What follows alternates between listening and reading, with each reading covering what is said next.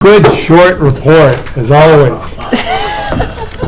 Who's got the timer? This isn't bad. Where's the timer? This isn't bad. It really Someone, Bobby's gonna get the timer out, right?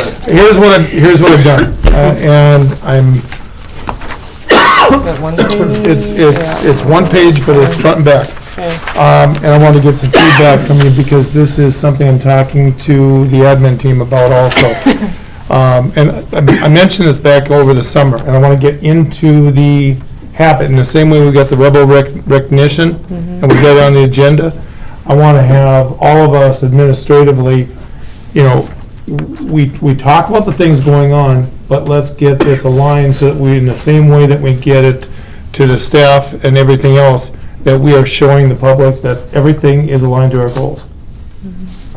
Okay, so when you look at what I'm going to do with my reports from now on is I'm going to take the district goals that the board set back at our work session, and then the superintendent goals. And so then the events, the things that we're working on, put them right back towards those goals. So you can see exactly what things we are actually addressing and how they relate to those goals. And there will always be certain things that are not directly related to that, but so that you can see how we are trying to hone in on this. So I'll just walk through a couple of these things. So if you look at the first one, the three goals that the board has established through the work session: increase student achievement, career readiness through aligned academic programming as identified in annual World's Best Workforce Plans. Those are on the wall. That one, and then our second one, build and strengthen community and culture through a focus on positive relationships. And the third one, create short and long-term district facility plans. There's going to be some board meetings where there may not be anything directly for one of these, but at least you can see all the stuff going on that is directly, so that when you're trying to figure out, okay, are we actually attacking the things towards our goals? So here's some of the things. When you look at the second one, and again, this over the last couple of weeks, the things that, as you know, when we were down in the Twin Cities, we've been hitting some focus pieces, but staff development workshop on the 15th, tiered licensing, teacher early retirement incentive process. So we've had questions in the past from people that were getting closer to it and wondering what is the process. So I thought, let's just go through it with everybody. So walk through that with everybody. That was done. Policy 414, that's the one. The plan was to approve that one tonight also, but the counselors, because of the event that took place in Barnesville, were called over to help out Barnesville for a couple of days. So they just haven't had time to sit down. Remember, there was that one page? Okay, they'll come back to that. They just asked for a little bit more time. That's the only reason we're delaying that. It doesn't change anything with how the rest of our staff do their reporting. Organizational realignment. Some of these are the ones that are in particular the important ones that are new, that are coming up as we start now in February and we'll get into these work sessions. Okay, so the world's best workforce. We've always had, whether it be the ILT, DLT, whatever we want to call it, the instructional piece, and usually it's been administrative that has been working on this. We need to have more representation in that world's best workforce. Even by law, we're supposed to have community involvement with that. So that's now in that alignment process. So that stuff's, there's certain times a year that they should be meeting, talking about here's what we're seeing on adjusting, and so here's our goals that we're setting up based on it. So that's a big change. Staff development, some of the things that the ILT in the past have been doing were associated, as you know, with some of those staff development statutory requirements. So in the same way that we have our leadership set up the goals, and now the process of this is getting more people embedded in leadership opportunities, not just the people serving on either the district leadership teams, the site leadership teams, but also other ones that maybe are not ready to be on a full-blown leadership team committee, but we're trying to get them indoctrinated and give them chances to get started. In the same way that you guys kind of spread around so that you get chances to be on different committees and get a little bit more well-grounded with it. So we're doing that. Culture and climate, that's a biggie. One thing that I think people are starting to get a little bit we're having a lot of conversations leadership-wise about, let's talk about culture compared to climate. There's definitely differences, and the more that we expose that, we start having good discussions about how we make it much more inclusive with stakeholders, and what's the purpose of surveying, and how do we make sure that we're surveying all stakeholders. So that's part of this as we move forward in February. The BERT teams is something, again, that's the emergency teams. They have that at both sites, the Glendon site and the Dilworth site. So it's building emergency response teams. Curriculum and standards, that is the one that has really been left out for a few years, and we really, really have to get that one back in place.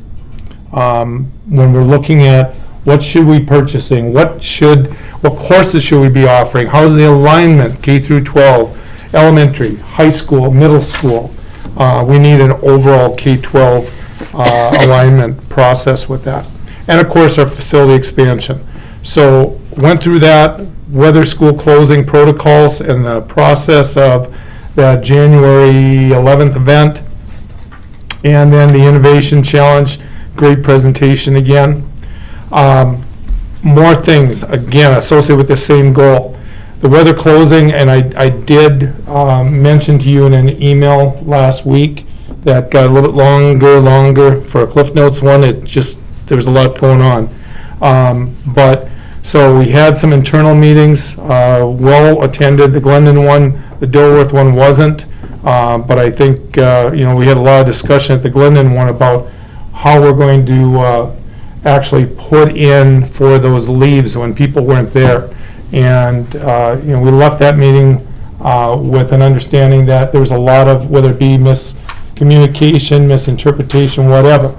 It was a unique situation, and so we're working on a compromise because, again, past protocol has been with storms, it's personal leave or non-paid, but this did have a lot of unique circumstances, so with the idea of using emergency leave, but making sure we don't have a past practice established, which does require an MOU. So working through that process currently. And then on this, we had some really, really good internal leadership meetings about the whole process of the storms and how do we go through the protocol and who to have in place to decrease that time in between where you're getting the information. So as an example, sat down with the full cabinet last Wednesday, which includes all of our licensed administrators, our community relations person, our tech person, special ed, all those, and talked about how do we get the information as quick as possible, because one thing that I was alerted to by the admin team themselves is the fact that when we put out this instant alert doesn't prioritize. It just starts grabbing and sending out. You may get one before we get one in our house because it just sends them out so many at a time. So Heidi had mentioned that we've actually had students posting things about it before she knows. Because again, these things typically, when there are those closings and what else not, in the past, I've been on the road calling in, telling Tracy, get that out. And they get it out immediately, but then by the time, because I'm driving, I don't have time to try to text everybody. So what we've done for protocol-wise, we get the information in to Tracy. Tracy has both a text group, an email group. So the first people that will get the information, you're all on a text group now. So we have all of the board members, all of the administrators, all of the department heads that get an immediate text that this is what's coming. And then right after that happens, then she'll do the instant alert. So you guys have the heads up first, here's what we're going to close it now. You'll have that. And then again, we don't have to wait to see by random which people got the information. If I'm not here, if I'm not on site, if I, for whatever reason, I'm in an accident, they can't get hold of me, whatever. Or you're at MSBA. And I'm at MSBA or wherever, what'll happen is automatically we have a protocol in place. And actually, we're gonna do it right out of, we had a good discussion as a cabinet as far as who's there, who's got the availability of getting the information. We don't want to put it on Eileen because Eileen's in direct contact with all these drivers and what else not. But Tracy's office is right there. So she's the communications person anyway. All the principals, all the admin team will be talking directly with her. If she needs to have Joe or somebody else go out and do some other checks. But we've basically gone through the whole communication tree, who's going to be talking to who's to so-and-so. And then that decision will be made right there in that office as far as here's what we're getting, and they will have both the responsibility, the responsibility for being able to do that and the authority. So automatically, we don't have to worry about, well, we couldn't get a hold of so-and-so and now we lost 10 more minutes. They can make that call. So And then everybody just needs to who's making the support call? it. So it'll come from all administration working with, Eileen's the one who's gonna have the most, pertinent coming right back. So Eileen will be saying, this is what I'm getting. She's getting. She'll get it right stuff from all the drivers, and then Yeah. and then Tracy will, be in communication with the rest of them on site, and then she'll put it out right then, based on what she gets from Eileen. So if you are absent from the district physically, then somebody else is delegated Yep. to call off school. Yep, and the they whole have the ability to process. do that. They gotta have the authority. And so then they just need all of us in that same way when the social media and everything else is going, everybody needs to back them on that. Right. And so You know. who's out driving the roads when you're not here? I know you said when you're here, you're out like 3, 4 in the morning. I appreciate that, but when you're not here, then who's doing that? What it'll come down to is, depending upon if we're 2 hours late or not already. One thing that we've also put in is we're putting in, we have because I've already got a text group that I work with, whether it be the superintendent's transportation person from Moorhead and all that. So Tracy has that same information. And then what she's doing is, she's been putting together a list of some of our other people that do plowing and what else not, with the county contacts. So then if we're at 5 o'clock, so basically what we've been going through is, okay, here's the protocol. By 5 o'clock, we get that text out to them. Let's get the information back. So we just send that one group text, what are you seeing? And so that way we've got different people we've had a couple of people in the communities in different locations that have said they're willing to take the 5 o'clock text. So they're on the group now. So a text goes out to everybody, tell us what you're seeing. And then we've got the information coming from the drivers right then. So basically what we've done is we've put some protocols in place of expanding the amount of people that can give us feedback at 5 to 5:30. We know the timelines, they know the timelines of when we have to make the call, what time the buses have to be able to go out. We're trying to decrease, where the big issue, of course, we all know, is when we're in mid-route. So what we're trying to do is decrease the likelihood that we'll be in mid-route. I know when I drove, I had the Felton route. I went all the way out to the northeast corner of the district. I mean, I was on the northeast corner, and I was on the road half an hour before everybody else. Yeah, and see, I don't know what the district, who's got it now, or who's out the furthest, but I leave at 6:30 in the morning to start picking up kids at 7.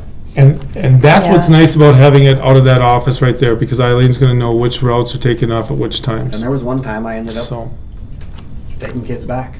and the weird part about this one, which we've had feedback from people, there was areas to the south that were as bad, if not worse, than some of the areas to the north.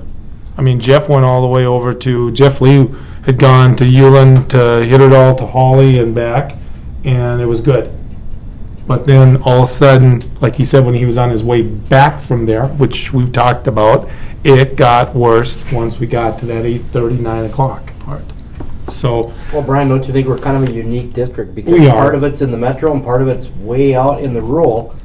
And it's a lose, I mean, you're never gonna keep everybody we happy. just gotta but you- minimize, we gotta minimize the chances of it being mid-route. Yeah, it had to have got worse. You know, And it did. I've told plenty of people I'm not a good example, because I've driven for a long time. But it wasn't actually horrible at 7:30, 7:15 in the morning. It was better at that time. Yeah. It was horrible at 9:30. Yeah, 9:30 was horrible. 9:30 was I horrible. told people, I used to do the towing, and It was, only 2 people were on the highway, state patrol and towing, you know, and I So did a little research today, and I did find a policy of an area school district that has a weather policy. And I gave everybody a copy. The Moorhead one. Yep. Yep. So I guess my suggestion is just maybe everybody just take a look at it, read over it, and then maybe bring it to the policy committee and see if we want to. I would recommend getting this in writing, and then the procedure that you've taken the time to go through, adding that to the policy. Then at least everybody in the public can know how we I got. feel like Yeah. that we need to So that's answer to the community as to what. And that's my answer, is to develop a policy that we're gonna, And people can click on it. Yeah. I mean, I think And- something tangible they can look on and see that there is a process in place. I agree with that. Thank you for doing that, Amy. and just the delegation part of it too. It's, our administrative staff, you guys are here, and it's like, what happened there? I mean, what are the chances that's gonna happen again? But, no, so then you guys will get the call. You get to make the final call, because you physically are there and can see it. Right, and we will But- back your call. So that's a policy that we're going to, when we hit the 800s and 900s, now that we've got this going, we just look to review and add. In the same way that we're doing that mandated reporting, we're adding the procedures part into the policy. We just add these procedures in. 414. That 414 one. Because that's really what we're doing with 414 is we're adding the procedures piece. Because most of the MSBA stuff doesn't have the internal procedures laid out with it. So that should be easy to do moving forward. So those were good discussions with it internally. And so we got that. A couple other things you notice. And again, I tried to put these associated with the particular goals that they are definitely associated with. The baseball programming, you're aware, and you'll see I added, because I didn't have it's 17th instead of the 7th.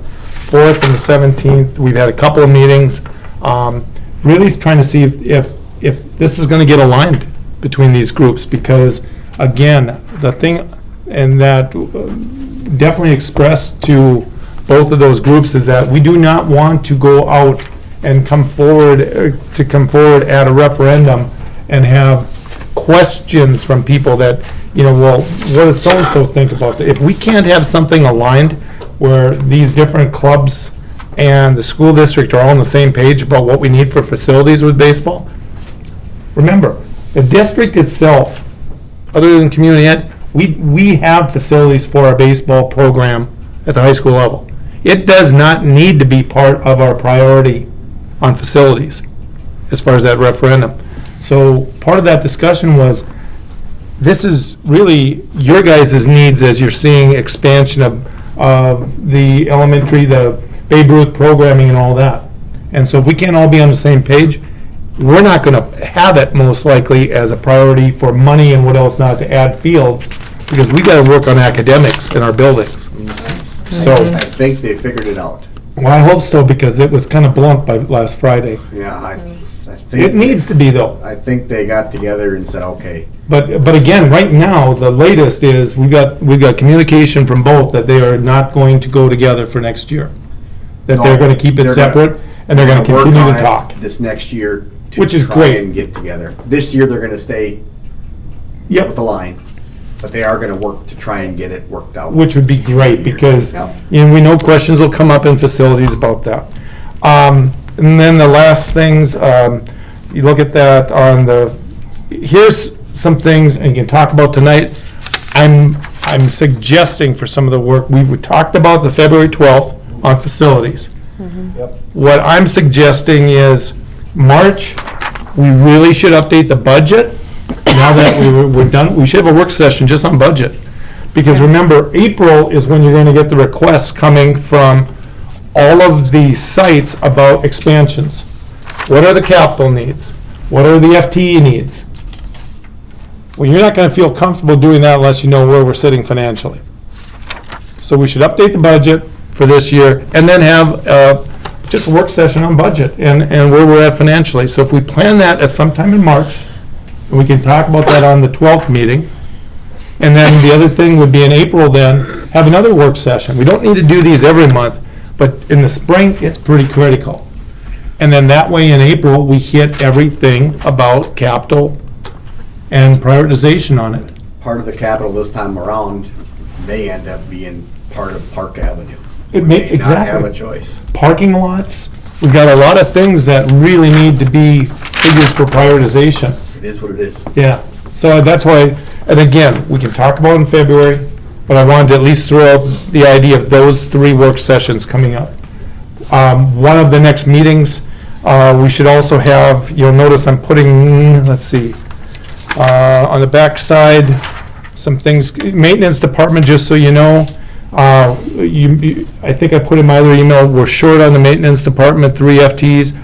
As of this afternoon, I think we may have found one of our FTEs. They did an interview today, and this person has like 6-7 years of experience, lives right in Dilworth. So not bringing it forward to tonight, because that person hasn't even talked to their employer and wants a 2-week notice, but I'll bring it forward on the 12th then for action.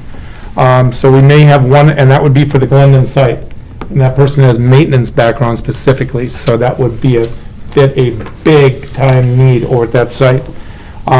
We had to place an ad in the form on this. We typically do not do those in the form because each time it's $400 or $500 to do that. But when we know we can't find it and going through all of our other means, the free ones and over our website and what else not, we gotta look for other means. And so that's in the forum coming out. You've got a position, I'm gonna give you a copy now so that you've got time to look at it. One of the positions that needs to be increased, imagine this, paraprofessionals. We have more needs, special ed wise. Mary Ann put together the program proposal. So we've gone through it, her and I, again, not tonight, but what I wanted to do is get you the information, then that gives you time over the next couple of weeks to ask questions of Mary Ann. And she's more than happy to come to the meeting also on the 12th. But specifically, if you have questions about it, also associated with this, I wanted to bring up, you may have noticed MREA or MSBA came out with something in the, I think it was over the weekend or today, about all the schools with the resolution about special ed cross subsidy and the school boards that had, did any of you see that today? I did not. Because we did not, I did not bring it forward to you to do a resolution on this, and here's why. Yes, the cross subsidy is important. The cross subsidy is, remember, that chunk of money that is supposed to be covered. Remember, the state's supposed to pay a particular % of the cost of our special ed staffing. They've never, I shouldn't say, not during my career, has the state done their obligation on that percentage, okay? So there's always been a discrepancy between how much they're supposed to and then how much we actually get, and then they try to make it up with a cross subsidy. Now, the reason I didn't bring it forward to you is because although it's a priority, remember, there are limited funds when it comes down to the time that the legislature meets. As a school district, we do better than most school districts on the cross subsidy issue. If we make it a higher priority, what they do is then they're going to decrease the amount that goes on the formula. Because there's only so much money. It's saying prioritize where you want the money. Would you rather have it on the cross subsidy needs, or would you rather have it on the formula? Remember, all of our open enrolled students, 90% of the total cost associated with them for special ed is picked up by the school district where they come from. So why would we want to make cross subsidy a higher priority than foundation aid? We're a winner on that, okay? Makes sense. All right, so that's why I wanted you know, to understand why I've never brought that one forward, because I know where financially, where we're better off, we're definitely better off getting foundation aid than cross subsidy ATA. The other schools that pay more on it are the ones who are really advocating, Moorhead and some of the others, because they have an open enrollment issue. We're a gainer on that. Okay? So just a quick note on that piece. again, these are a lot of big things going on with it. Fire marshals are in really good shape. We're working, the maintenance department is working very well, getting quotes on all of the potential summer projects that we've got to look at, including, some of you are aware, we've got that water leak in the bathrooms over here, that wall area that has been, since I've been here, I know Ken was working on before. We've got an issue with water between the bathrooms, in the concrete, there's a space like this, and it causes problems. So we're getting quotes on trying to see how big of a project. Is it a temporary fix? What's the short-term cost fix? What's the longer-term cost fix if you just tear out concrete, bricks? And so all of those things will be brought forth to the operations, and that time in April, we'll have quotes on all that. So then you as a board can decide which way we want to go with it. Okay? So they're working on that piece, busy with it.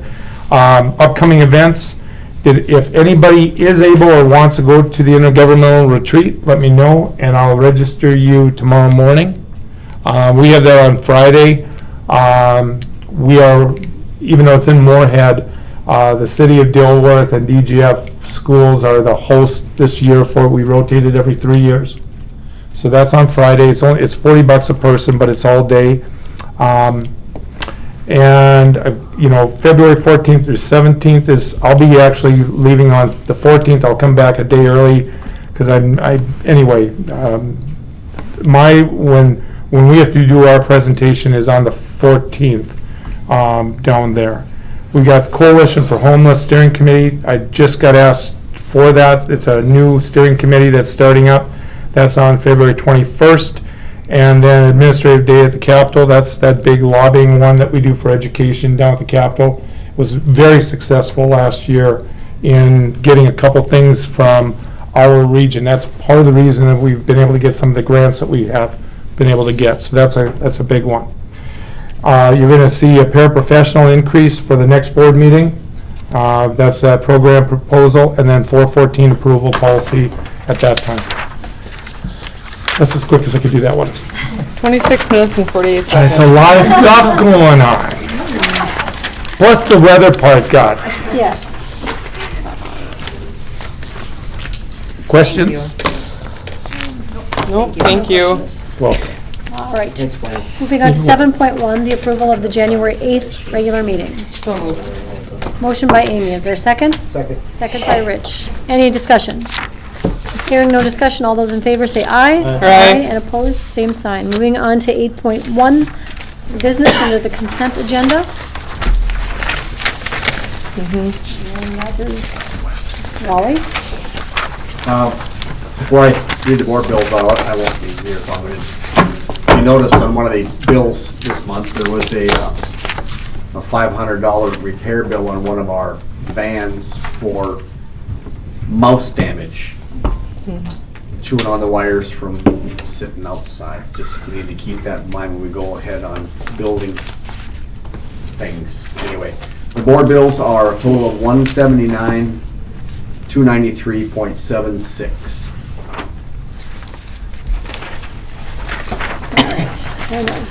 And that also is the treasurer's report, the Minnesota liquid asset account, and the activities report. Do I have a motion to approve the consent agenda? So moved. Was that Bobby? Yep. Sorry. Is there a second? Second. Second by Lindsay. Any discussion? Hearing no discussion, all those in favor say aye. Aye. And opposed, same sign. Moving on to 8.1, committee representatives. Let's see. Brian will hand out what I have recommended. There's a couple changes when we look over this.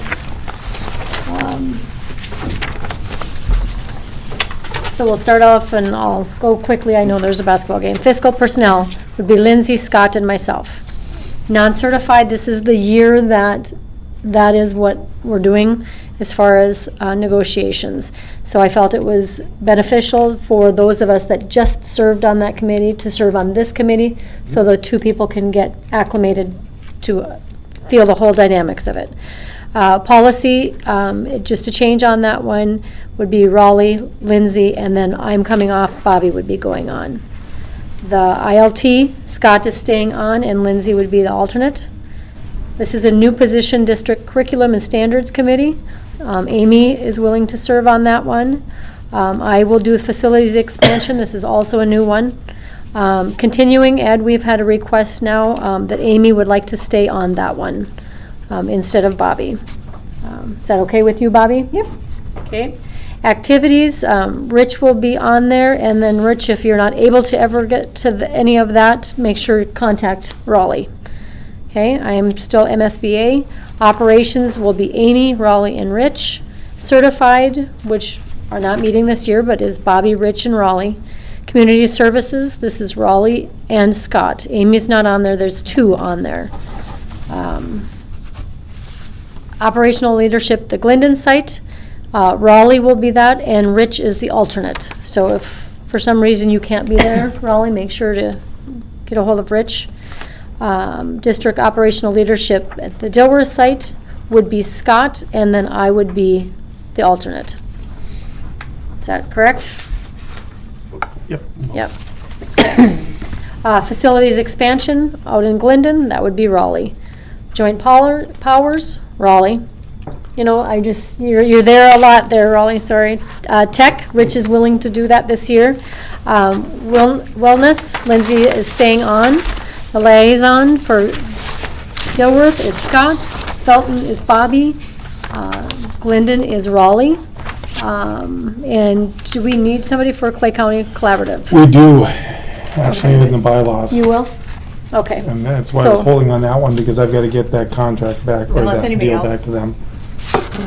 Amy is requesting that one. Anybody else want that one? Remember you said request it, or she said request it. Yeah. What I just do. Okay. Put that so- behind her name, requested. You never make it, the Army.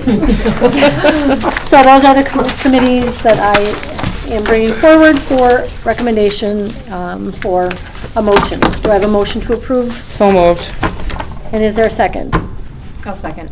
By Amy. Any further discussion? All those in favor say aye. Aye. And opposed, same sign. 9.2, we are second reading of all of these except 414. We are tabling that one tonight. So we're looking at 620, 710, 711, 712, 713, and 721. Again, this is the second reading. Do I have a motion to approve? So moved. Second by Raleigh. Is there for a motion by Raleigh, is there a second? Second. Second by Rich. Any discussion? Hearing no discussion, all those in favor say aye. Aye. And opposed, same sign. Moving on to 9.3, this is a non-certified contract for Irma Gloria, custodian, $5.06 an hour. Started January 15th. Do I have a motion? She said 5. Motion by Amy, is there a second? Second. Second by Lindsay.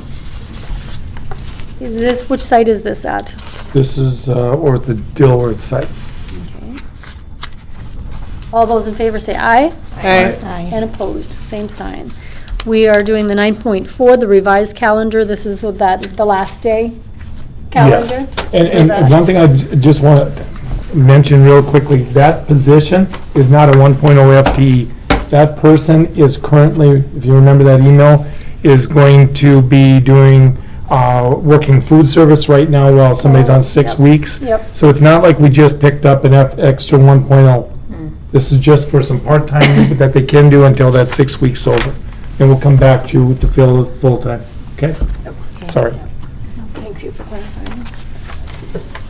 Okay, you're doing the calendar? Yep, so on the calendar, what you got here is just the existing one. I thought I'll just save some time since this all has to be color coded. This is your existing one. The only change that would be is instead of having the last day on June 1st, quarter ending, the quarter would now end on the 31st of May.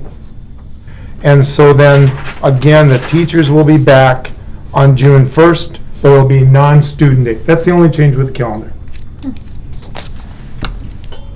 So no student contact June 1st. Right, that would be, that's all that, that came forward with the ILT. I miss anything, Scott? That's the only change. Oh, that's a good change. Okay. All right.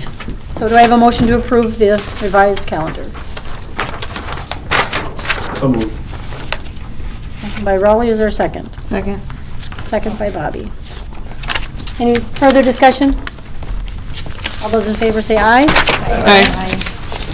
Opposed, same sign. Looking at 10.1, Operations Committee will be Monday, February 12th at 5 o'clock. We're out in the high school, followed by the board meeting at 6 o'clock. Work session is February 12th, following the board meeting that night.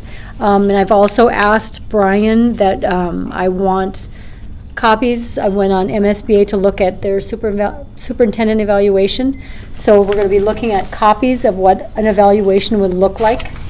We're going to be talking about what the superintendent's goals have been and not doing anything with them that night, but I just want to have clarification. We're going to look over them.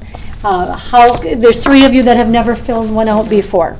So you have questions, okay? So, and you'll answer by things that you have, not what you've heard and what you've seen, what you have experienced this past year.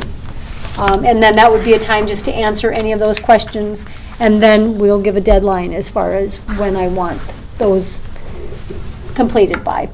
So, because you guys have been here for a year, the newbies, and then it's been a year since. So, that's when that will happen, is then. So, anything else to bring up? Okay? 7:22.